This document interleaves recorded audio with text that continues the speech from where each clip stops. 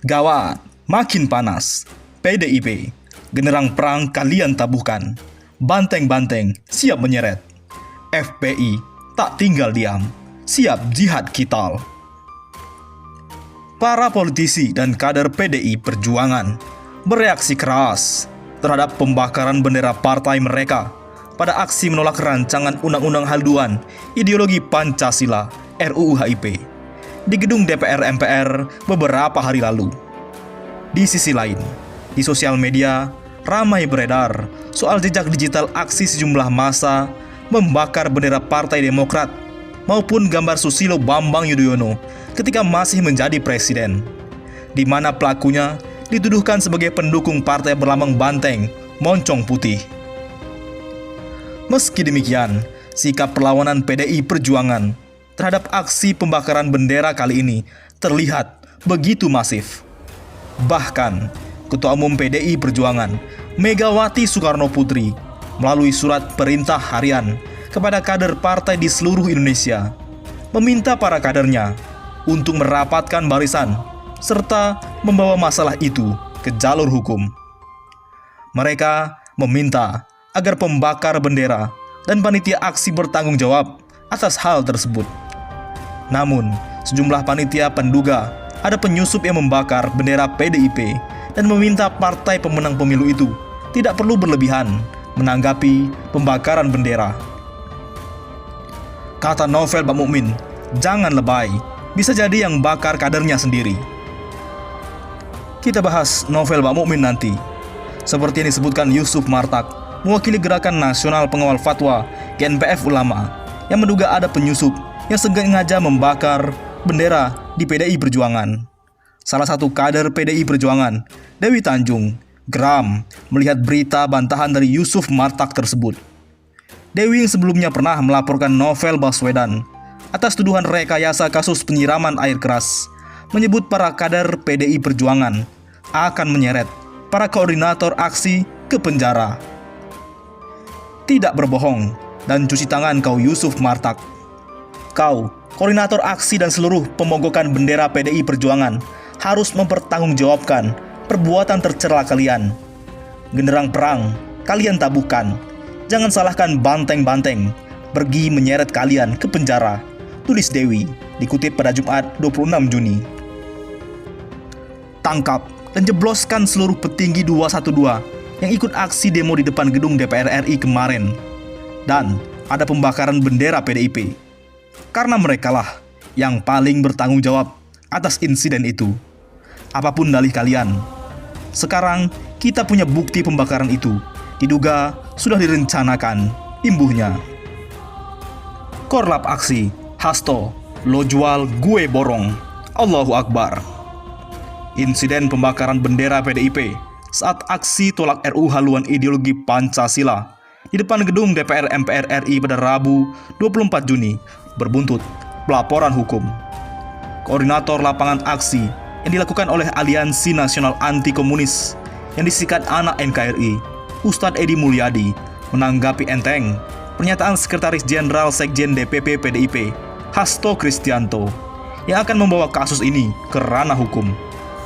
Menurutnya, apa yang dilakukan PDIP dan Hasto Kristianto adalah hal yang bagus. Dia pun mempersilahkan mereka untuk melapor ke aparat penegak hukum. Pertama, itu hak setiap bangsa, setiap individu maupun organisasi institusi untuk menempuh jalur hukum. Silahkan, monggo silahkan, silahkan saja, ucap Ustadz Edi Mulyadi melalui video yang diterima redaksi Jumat 25 Juni 2020. Kepada peserta aksi, Edi Mulyadi memastikan apa yang telah dilakukan tidak keliru, sehingga demonstran yang ikut dalam aksi menolak RUU HIP tidak perlu khawatir, apalagi takut bersalah. Jadi jangan takut, jangan takut. Jadi kalau Hasto bilang mau bawa ke ranah hukum, siap, nggak masalah. Kalau si Cahyo yang mantan Menteri Dalam Negeri itu mengatakan, siapkan semuanya, lapor ke Polres-Polres, ke Polsek-Polsek setiap daerah. Siap, kita layani.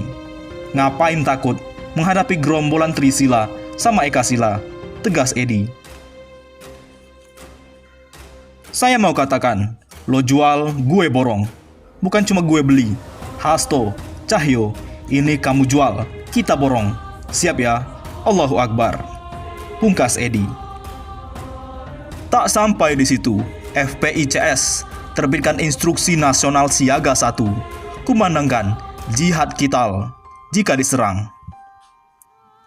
Aliansi Nasional Anti Komunis menerbitkan instruksi dengan nama Komando Siaga 1 pada Jumat 26 Juni.